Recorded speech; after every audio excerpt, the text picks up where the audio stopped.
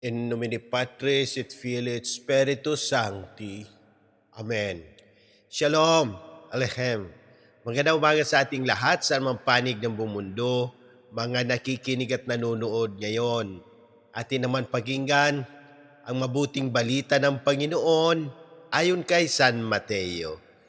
Glory to you, Lord Jesus Christ. Noong panahong iyon, sinabi ni Jesus sa mga punong saserdote at matatanda ng bayan, "Pakinggan ninyo ang isa pang talinghaga. May isang taong nagtanim ng ubas sa kanyang bukid at ito'y binakuran niya. Gumawa siya roon ng pisaan ng ubas at nagtayo ng isang mataas na bantayan. Pagkatapos, kanyang iniwan sa mga kasama ang ubasan at siya'y nagtungo sa ibang lupain. Nang dumating ang panahon ng pitasan, pinapunta ng may-ari ng ubasan ang kanyang mga alipin upang kunin sa mga kasama ang kanyang parte. Ngunit sinunggaban ng mga kasama ang mga alipin. Binugbog nila ang isa, pinatay ang ikalawa, at binato naman ang ikatlo. Pinapunta uli ng may-ari ang mas maraming alipin. Ngunit gayon din ang ginawa ng mga kasama sa mga ito. Sa kahuli-hulihay, pinapunta niya ang kanyang anak na lalaki. "Igagalang nila ang aking anak," wika niya sa sarili. Ngunit nang makita ng mga kasama ang anak, sila'y nag-usap-usap, "Ito ang tagapagmana.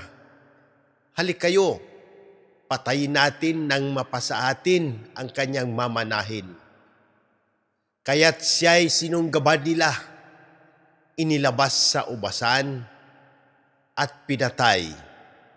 Pagbalik ng may-ari ng ubasan, ano kaya ang gagawin niya sa mga kasamahang iyon?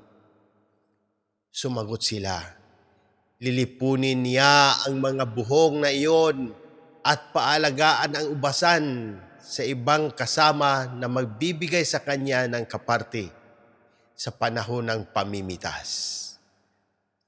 Tinanong sila ni Jesus, "Hindi pa ba ninyo nababasa ang talatang ito sa kasulatan?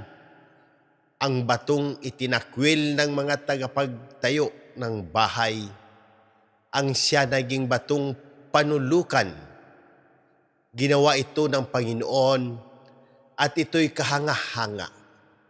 Kaya nga sinasabi ko sa inyo, hindi na kayo ang paghaharian ng Diyos, kundi ang bansang maglilingkod sa Kanya ng tapat." Narinig ng mga punong saserdote at ng mga Pariseo ang mga talinghaga ni Jesus at naunawaan nilang sila ang pinatatamaan niya.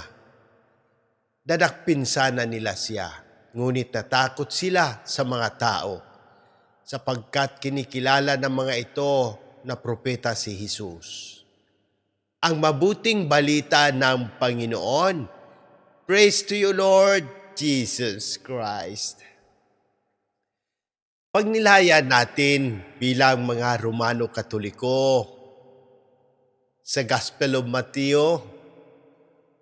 the book of Genesis, at ngayong Friday of the second week of Lent.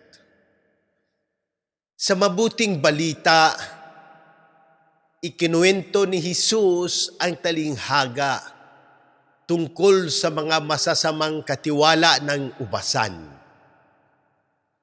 Ang ubasan ay sumisimbolo sa kaharian ng Diyos.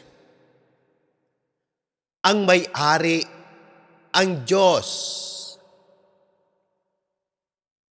Ang mga alipin ay ang mga propeta.